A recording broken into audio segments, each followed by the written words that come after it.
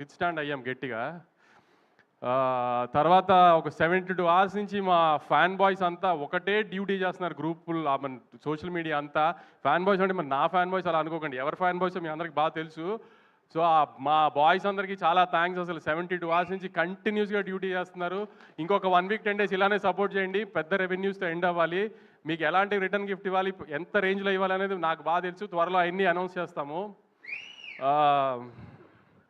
తర్వాత మా డిస్ట్రిబ్యూటర్లు ఇప్పుడు రాజాసాబ్ లాగా మనశంకర్ వరప్రసాద్ గారు, చిరంజీవి గారు అలాంటి పెద్ద సినిమాలు వస్తున్నా కూడా శిరీష్ అన్న అయినా, వైజాగ్ వీరనాయుడు గారు అయినా, భాస్కర్ రెడ్డి అని, నెల్లూరు భాస్కర్ రెడ్డి గారు, వెంకట్, కృష్ణా జిల్లా డిస్ట్రిబ్యూటర్స్ కానీ, ఓవర్సీస్లో సంజయ్ కానీ, అందరూ 2 పెద్ద సినిమాలు వస్తున్నా కూడా, నేను ఒక మిడ్ రేంజ్ సినిమాతో వస్తున్నా కూడా స్ట్రాంగ్గా థియేటర్స్ ఆ పెద్ద సినిమాలతో పాటు ఈక్వల్గా హోల్డ్ చేసి నాకు బాగా సపోర్ట్ చేసి నన్ను నమ్మి మిడ్ రేంజ్ సినిమాతో వస్తున్నా కూడా రాయలసీమలో ఇప్పుడు కుమార్ కానీ, శివ కానీ, వరదారెడ్డి కానీ, సురేష్ అని అన్ని చోట్ల స్ట్రాంగ్ థియేటర్స్తో హోల్డ్ చేస్తే మననే కొంచెం మంచి రెవెన్యూలు కనబడుతున్నాయండి 2 డేస్లోనే.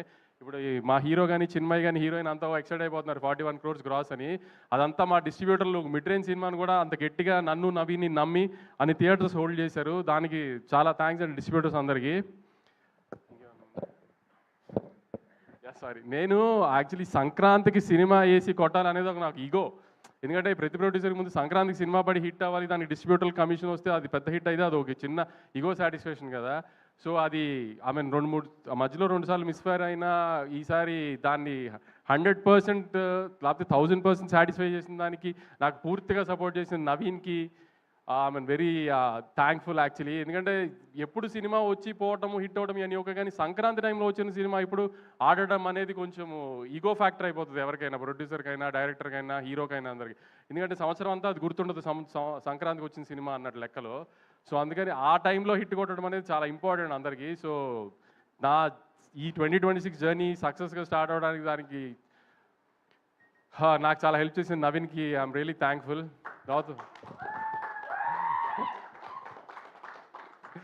తర్వాత మా మీనాక్షి లాస్ట్ ఇయర్ సంక్రాంతికి వస్తున్నాం రిలీజ్ అయింది.